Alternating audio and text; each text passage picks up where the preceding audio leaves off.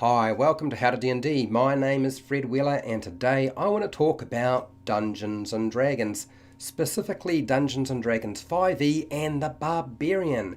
And the topic I thought I would pick out is high-level barbarians. No, not really. No, we're going to talk about exploiting the Path of the Beast Barbarian in Tasha's Cauldron of Everything. Now, what I'm going to do is I'm going to break down everything bit by bit.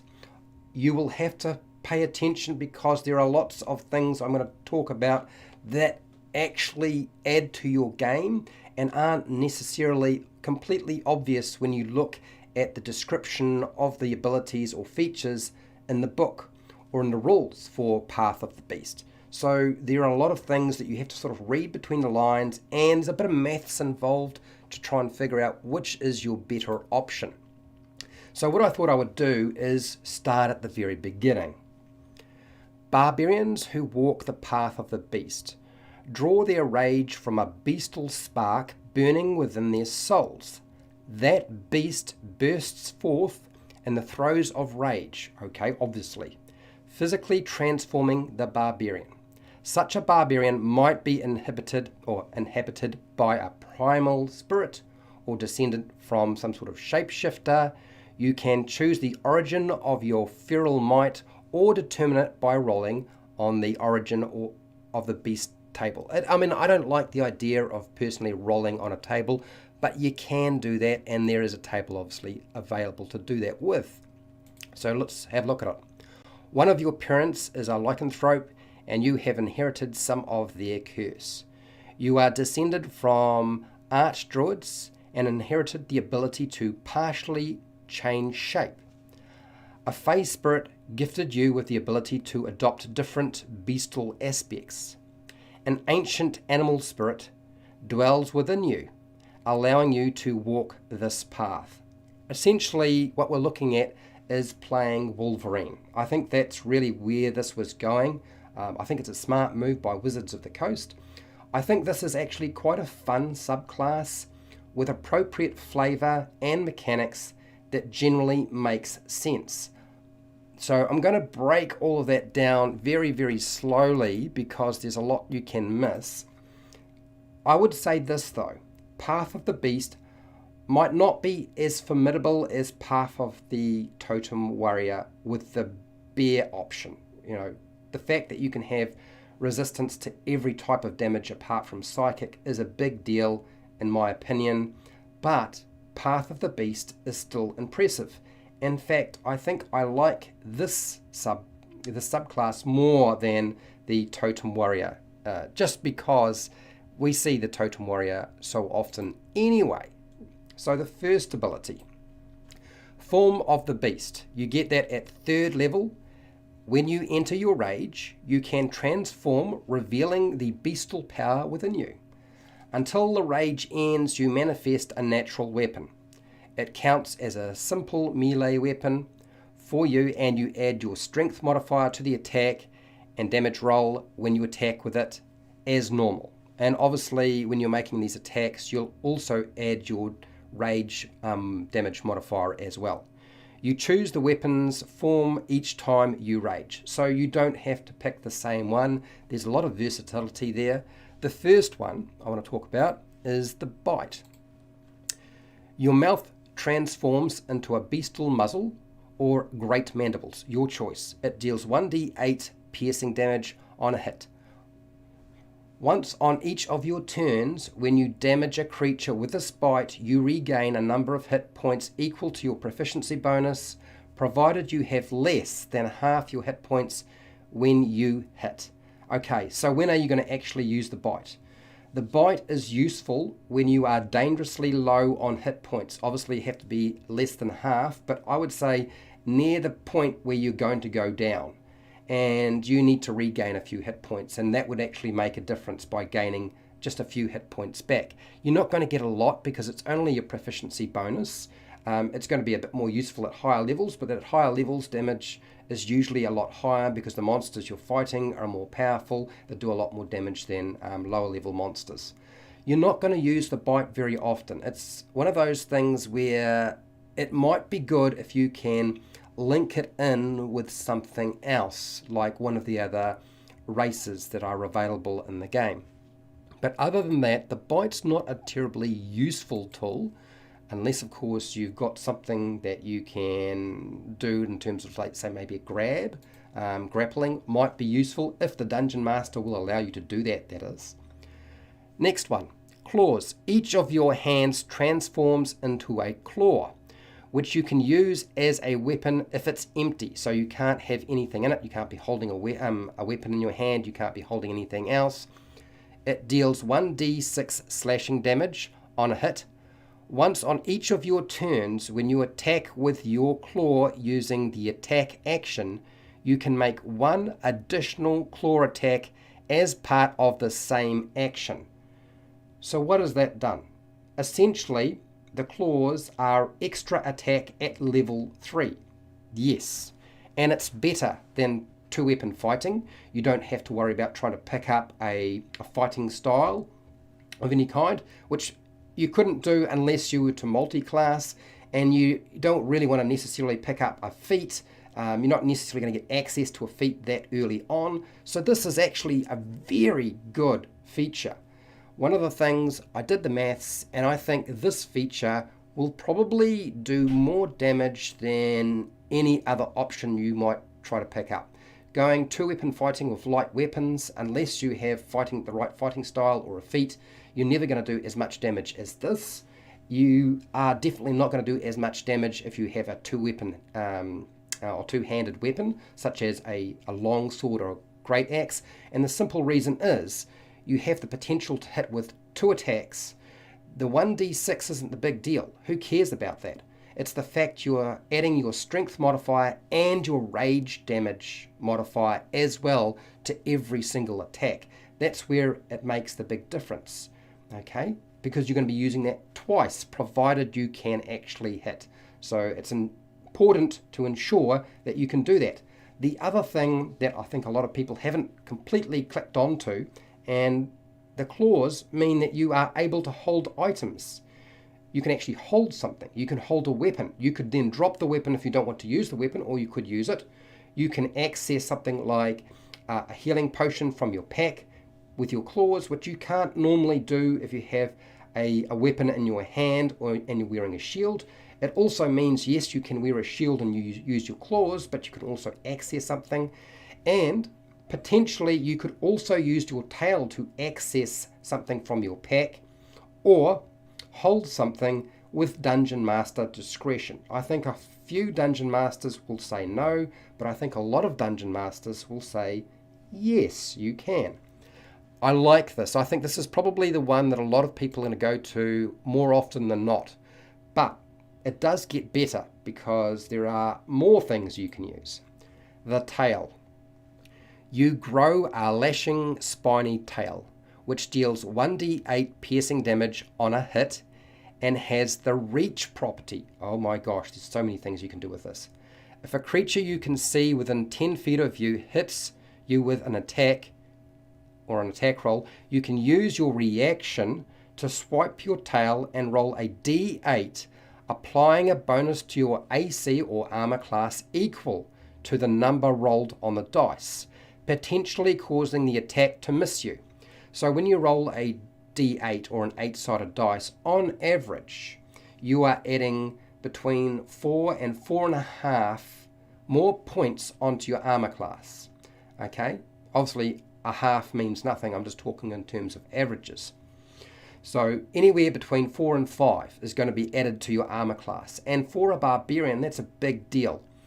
What this means is, rather than worrying about having damage resistance like the totem warrior, you're going to simply have less attacks actually hitting you, and that's a really good feature. The damage output from the tail is not very good, but here's the thing.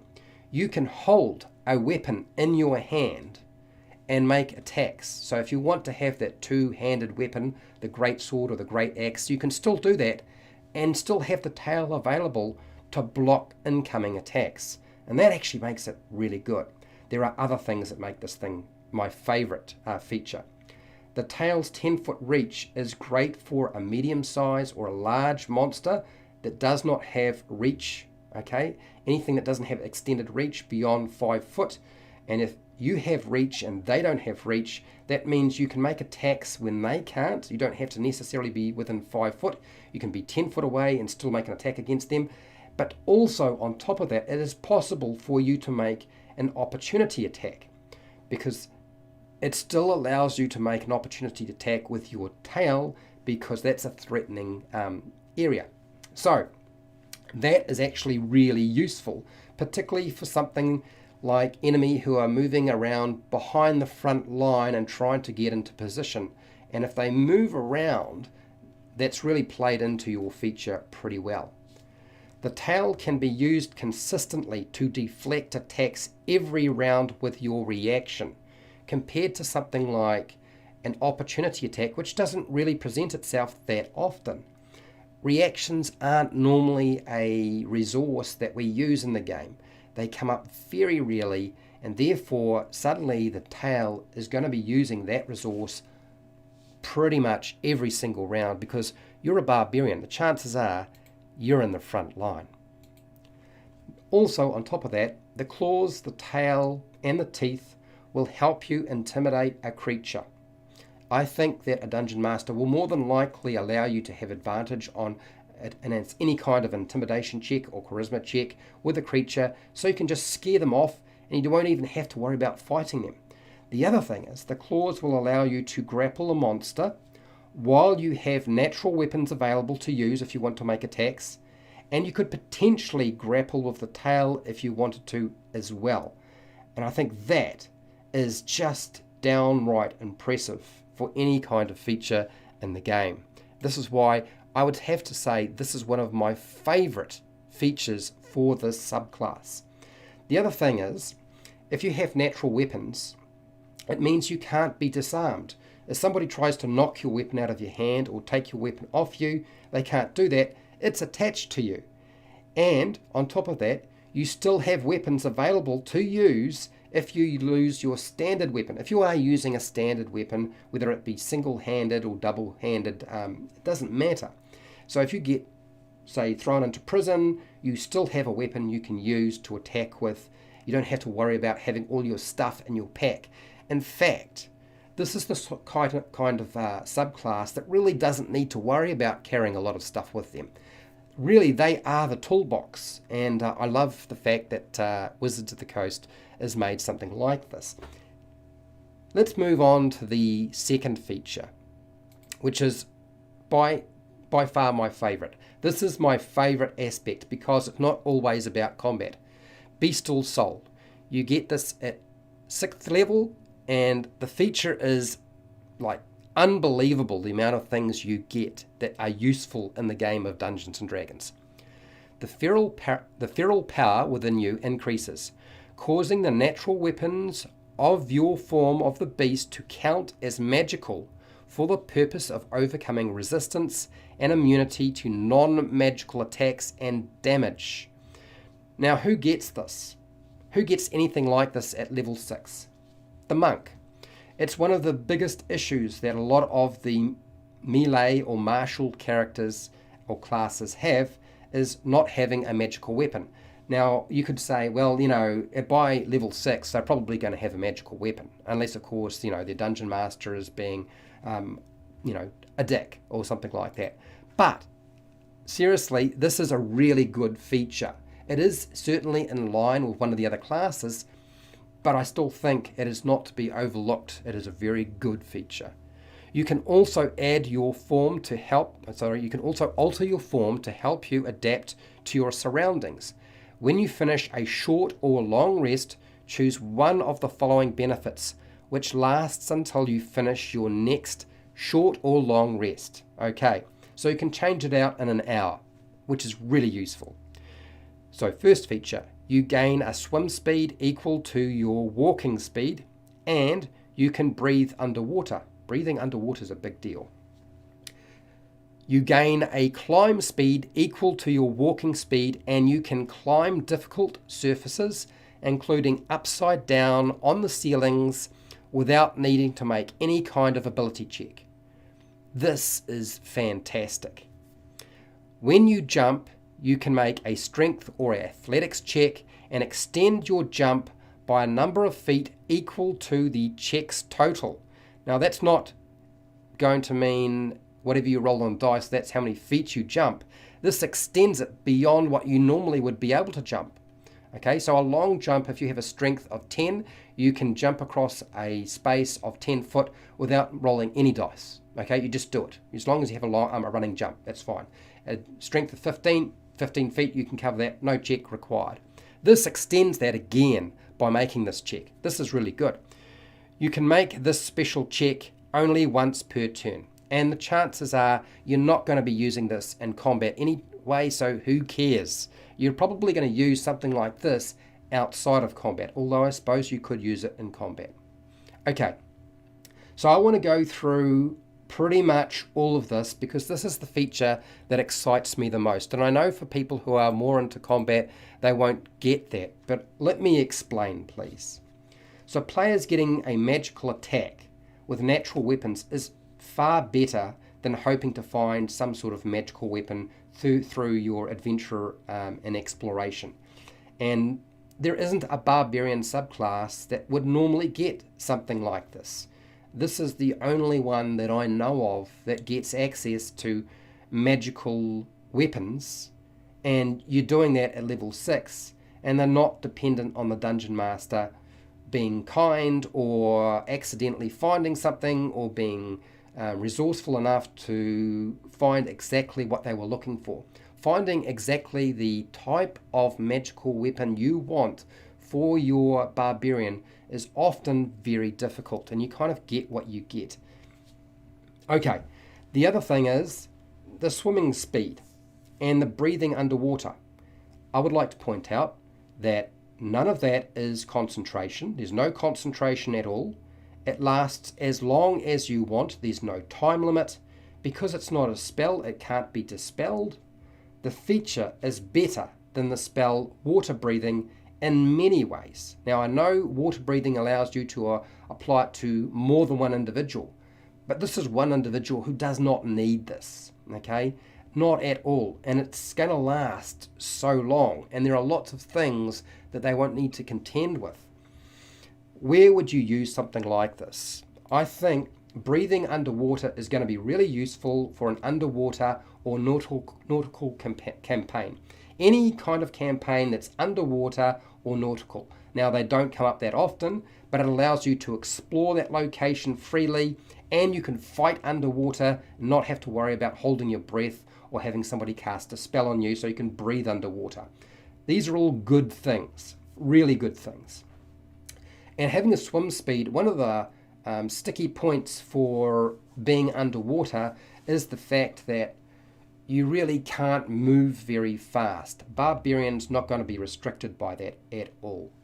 So I love this. I think that if you are playing in a campaign where there are lots of ships involved, it's going to be really useful because the chances are at some point you're going to wind up in the water. It always seems to be the case. Okay, what about the climb speed and essentially, with that second feature, essentially spider climb. It's like the spider climb spell, but there's no concentration. You don't have to use a spell slot because you don't have spell slots, and it lasts an unlimited duration of time. Again, fantastic. It can't be dispelled because it's not a spell, and it eliminates any kind of climb check. I think a lot of people underestimate the power of something like spider climb. Having spider climb available to you is really useful. This is the feature you will use the most in your game, and it's going to be just wonderful for dealing with just about everything. So you can now climb a mountain or a sheer cliff or a sheer wall without a climber's kit, and there's no risk of falling, and you don't have to roll any dice. That's how good it is. Now, I know a lot of people are going to say, yeah, but does climbing actually come up that often? But as soon as you can climb on a ceiling, everybody's climbing everywhere. I found that with my own players. One of them is running a tabaxi, and although he can't go on a ceiling, he can go up a sheer surface pretty easily. And he does that all the time, and allows him to explore, infiltrate, and generally just get up to mischief. But it's still really useful as a feature. you can now, for those of you who are wondering about how I can apply this in combat, you can fight upside down on the ceiling. There's nothing in the wording that says you have to have your feet and your hands on the ceiling, right? So that means you could just stand on the ceiling and fight if you wanted to. Just stand up. Or you could pick a high wall and just position yourself high up on the wall, then use the tail with its 10-foot reach, and you actually get to make attacks against your enemy depending on where they are and how high the ceiling is or how high the wall is, and you can keep out of the 5-foot reach of melee ranged attacks. So that is really good. Now here's another thing. Dependent on the height of the ceiling in the area or dungeon you are exploring, what you could do is climb along the ceiling and drop onto your enemy, which is going to be useful. The other thing is that you can also just stand on the ceiling, use the tail to make an attack. Once you've made the attack with the tail, just crouch down or lie down. You wouldn't have been in range of anybody who has a 5-foot reach on the ground anyway, depending on the height of the ceiling. I know this is very situational, but it does have potential. That means that they can't get you. They would have to jump up in the air to actually try to hit you, which is obviously not going to work with an opportunity attack. They would have to deliberately do that. And do they get a disadvantage for jumping up in the air and trying to swing at you? Who knows? But it feels very Nightcrawler. I like this feature. I think it's fantastic, and it makes exploration so much easier. Okay, what about the jump feature? Okay, it's very situational.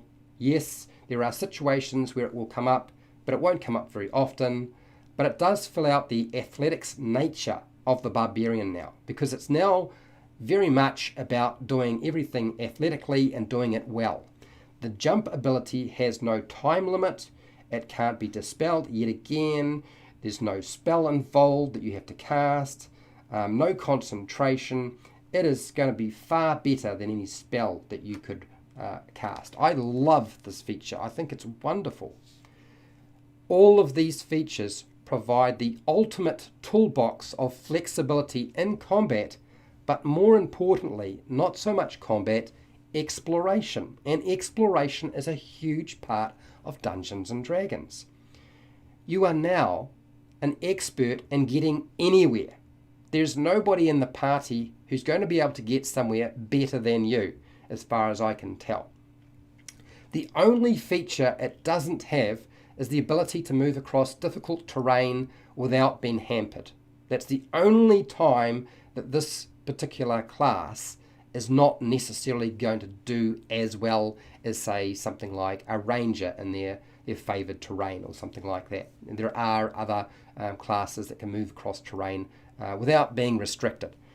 But it's still really, really good. And the fact that you can climb upside down, I love it. I think it's fantastic. There's going to be so many people doing that all the time. So don't look at that and think it's like junk. It's not junk at all. It's great. Okay, let's look at Infectious Fury. You get that at level 10. When you hit a creature with your natural weapons while you are raging, the beast within you can curse your target with rabid fury. This sounds very weird, I know. The target must succeed on a wisdom saving throw. The DC is going to be 8 plus your constitution modifier plus your proficiency bonus. Now your constitution modifier for a barbarian is usually very high. That means the DC is going to be pretty good. Or they suffer one of the following effects and you get to choose. And you will choose because depending on what you're dealing with, it's going to be important to figure out which one to select. The first one, and I like the first one the most, the target must use its reaction. So when you hit the target, it must use its reaction to make a melee attack against another creature you choose that you can see. Okay, I love that. You're already probably thinking, okay, I can get the enemy to attack another enemy as long as they're close enough to do so. And that's exactly what people are going to try to do. The other feature is the target takes 2d12 psychic damage. And you would select this option if you really felt like the chances of the monster or enemy that you're attacking of succeeding on that wisdom saving throw is too great, or that they wouldn't pump out quite enough damage to compete with 2d12 psychic damage, okay? But there are times when you'd still do it even if it didn't do as much damage, even if the monster wasn't capable of doing as much damage of the 2d12 psychic damage. Let me continue though. You can use this feature a number of times equal to your proficiency bonus, and you regain all expended uses when you finish a long rest.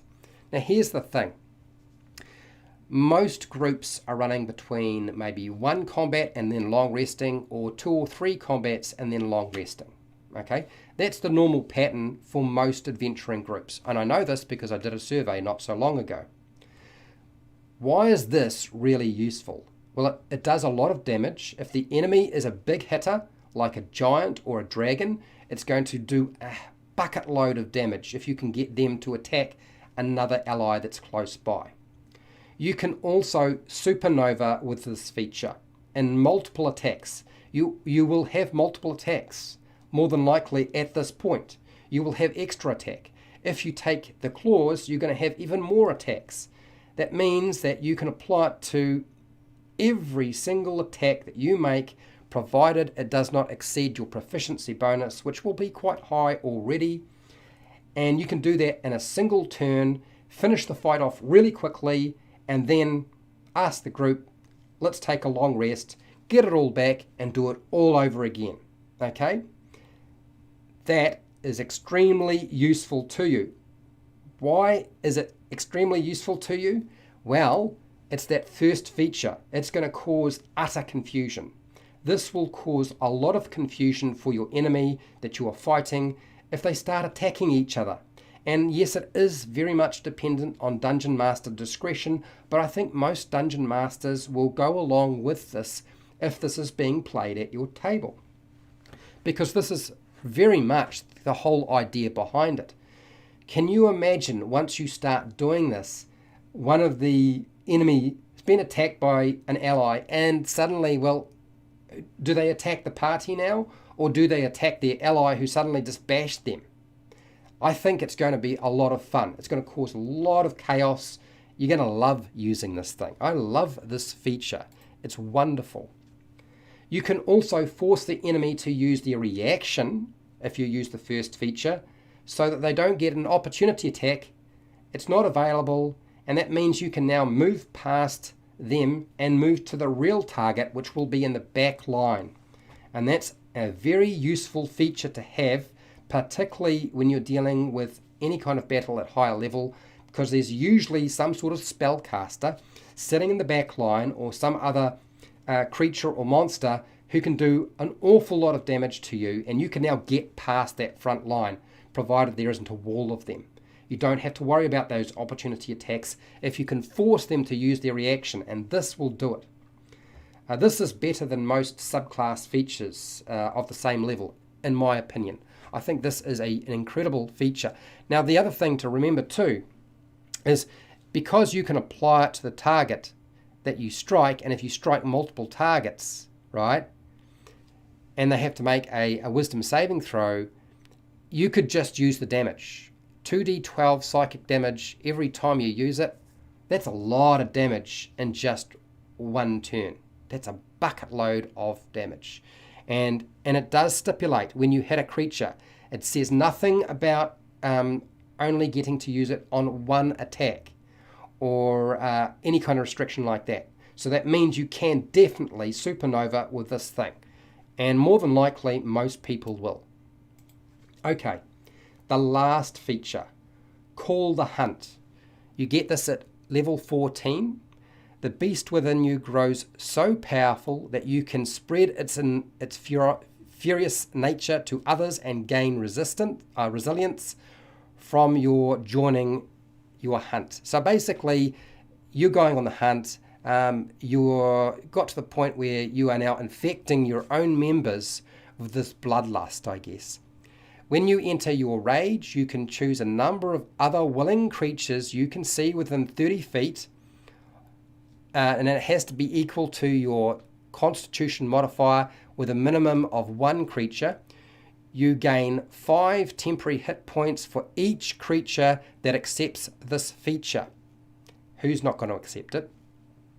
Until the rage ends, the chosen creatures can each use the following benefit once on each of their turns. When the creature hits a target with an attack roll and deals damage to it, the creature can roll a 6-sided dice or d6 and gain a bonus to the damage equal to the number rolled. So that means you're getting between 3 and 3.5 extra points for your allies in terms of damage output. And that's everybody that you can apply it to. And guess what? You're a barbarian, man. Constitution modifier is going to be pretty high on you. You can use this feature a number of times equal to your proficiency bonus, and you regain all your expended uses when you finish a long rest. So here's where I see this being a problem. You can certainly cover all of the battles that you fight. Your proficiency bonus will probably deal with all the battles you fight. You could use this just once during your battle. You know, once during battle and then wait again and use it again. Proficiency bonuses don't go up that quickly. So there is sort of a trade-off there. But it does state that you can use it a number of times. The only problem with using this multiple times in the same battle is you're not going to be able to stack up those temporary hit points. But you will be able to allow your allies to do additional damage. So it's a trade-off. Unless, of course, those temporary hit points have been disposed of during the battle and you've taken enough damage to get rid of them that you can do it again in the same battle. And as I said, most groups are only taking the time to have 1 fight and then long resting, or between 2 and 3 fights. So there's a chance that you could do this every single turn in the same battle. Yeah? You get it? All right, okay, so on average, you're going to get about 15 to 20 temporary hit points with a group of about 4 to 5 party members. And I'm not counting yourself, okay? I'm only counting the members of your party. I'm thinking in terms of, with a group of 4, it's going to be about 15 temporary hit points. With a group of 5, it's about 20 hit points. So that means if you have a larger group, it's better for you. The larger you can make your group, the better off you are. And I'm going to talk more about how you can use this in a rather exploitive manner, and this will scare your dungeon masters. Trust me, it is going to scare them. So that means the allies get a d6 or 3.5 more damage on average, which makes your party size really important. How do I increase my party size? Well, things like sidekicks, if you can access sidekicks into your group. An animal companion would probably fall under this as well. It says creature. It does not say player character. It says creature. That means sidekicks, animal companions. Even the Dungeon Master's NPCs or non-player characters you could apply that to them. If you can get a group that is larger than 5 players, that means that the more players you have at your table, the better you are off in terms of using this feature. And most Dungeons & Dragons Adventurers League, the table size is about 7. They can be smaller, but often they are about 7 players. You're going to have a lot of fun with this class. If you take this subclass and combine it with the shifter, that shifter race is pretty good. The long tooth shifter, bonus action, fang attack, on top of claws, wonderful. There's really odd wording in the subclass feature. It talks about proficiency bonuses and you can only use it when you are using the rage feature, or you can only use it a number of times with your rage. And I don't understand why they bothered to do that. They should have just said when you rage, okay, rather than stipulating a number, because it's very much tied to the number of rages you have. So why would you even worry about saying anything else? So I'm going to do more videos like this in the future if you are interested. If you're not interested in this sort of content, but you like what I'm doing, then I have videos for players and dungeon masters that I'm sure you will find really useful. So if you want to support the channel so I keep doing video content like this, you can do that through Patreon, the Amazon affiliate links down in the description, my merchandise shelf, or just watch my videos.